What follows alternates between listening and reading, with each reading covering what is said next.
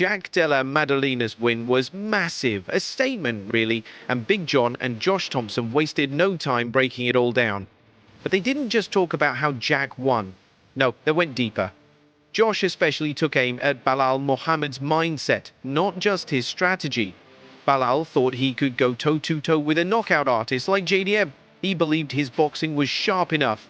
But that belief, it was his downfall. That confidence backfired big time. And let's be honest, we've seen this before in the welterweight division. Remember Kamaru Usman, the guy known for wrestling. He started believing he could outbox anyone. He even talked about fighting Canelo. But that belief, it led to Leon Edwards knocking him out cold. Now Islam Makhachev is moving up to 170 pounds, and suddenly the entire welterweight picture is shaking. There's talk of Islam facing Jack. That matchup is wild.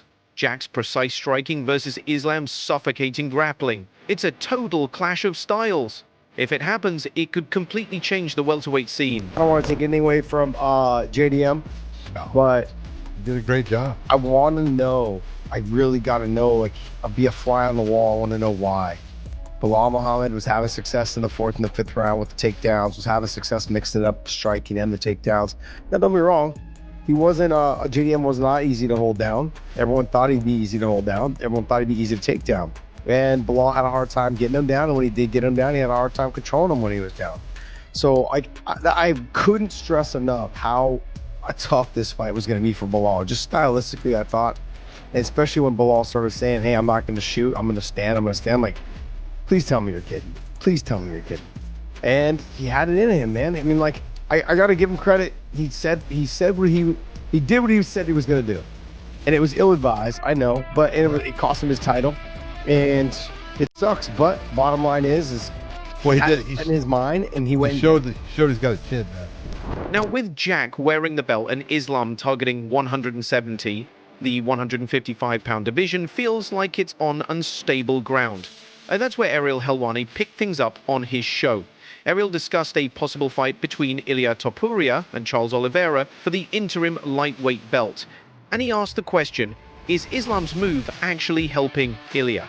From one point of view, yes, this might be the best thing for Topuria. If Islam had stayed, Ilia would have had to fight the 1 pound-for-pound fighter in the world, but now he gets Charles Oliveira instead. Charles is still top level, still dangerous, especially on the ground, but unlike Islam, Charles has been finished before. He also gets pulled into chaotic, risky exchanges, and that kind of fight suits Ilia just fine. So now, instead of being smothered by Islam's grappling, Ilia has a shot at an interim title in a winnable fight. A win here could skyrocket his fame. Honestly, what a twist. If you're Ilia Topuria, not sure if he's awake right now. Are you pissed that you're not getting this or are you happy that perhaps, with no disrespect to Charles, you may be getting a more favorable matchup? Man, I think he'd be pissed. Isn't he that kind of guy like that just wants to go? He tweeted at him this morning. Yeah. Happy Saturday. I think he'd be pissed. I mean, you know, you do the math on this whole thing, this whole equation, and you're like, the big winner is probably Charles Oliveira, right? Islam also tweeting to Belal Muhammad, head-up champion. Well, according to the timestamps, the time to become double champion tweet was at 1:36 a.m. Eastern, and the head-up was at 1:38. So it was a couple minutes later. See? Belal Muhammad versus eventually they'll fight, you know. Yeah, of course. Long-standing, good friends. But the story takes a wild turn in a recent Georgian podcast. Ilia Topuria and his brother Alex joined a panel of local journalists, and they did not hold back, especially when the conversation turned to Khabib Nurmagomedov. Islam Makhachev's move to welterweight, widely believed to be influenced by Khabib, triggered a heated discussion. The panel praised Islam's dominance, but went after Khabib's legacy hard. Their issue?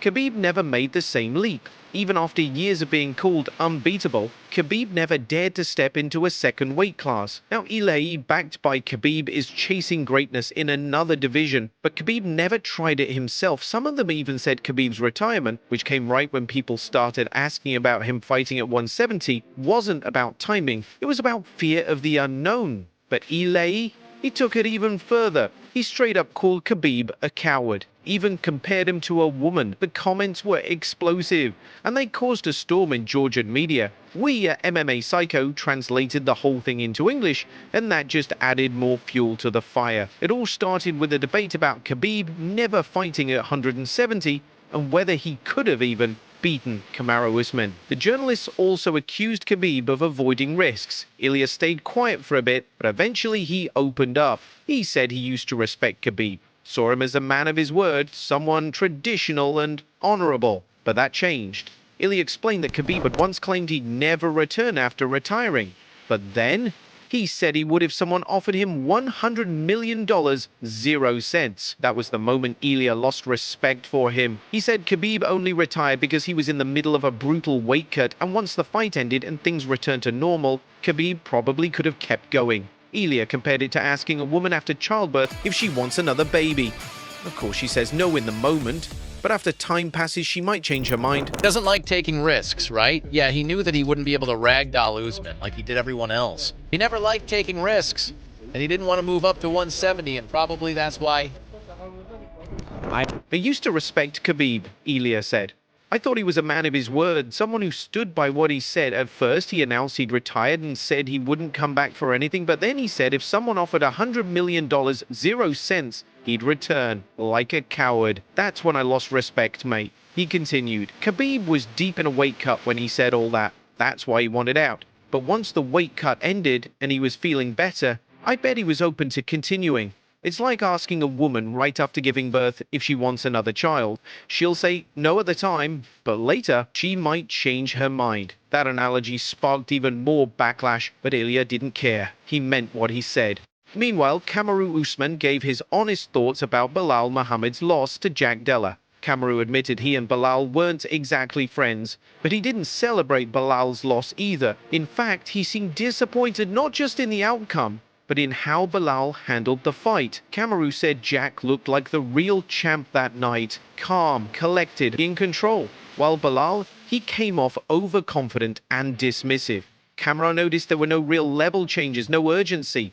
Belal wasn't adjusting, just smirking and shrugging like the fight didn't matter. According to Kamaru, Belal didn't try hard enough to shake things up. He let Jack stay in his comfort zone, and that was a huge mistake. Belal's biggest error? Thinking his boxing could match Jack's. He tried to stand and trade with one of the sharpest strikers in the division, and he paid the price for it. The belt slipped through his fingers. This whole situation, with Islam's move, Khabib being called out, and the chaos in the welterweight division, it's wild. The lightweight and welterweight scenes are changing fast and emotions are running high. Ilia Topuria isn't just trying to climb the ranks, he's calling out legends. And whether you agree with him or not, one thing is clear, he's not scared to speak his mind.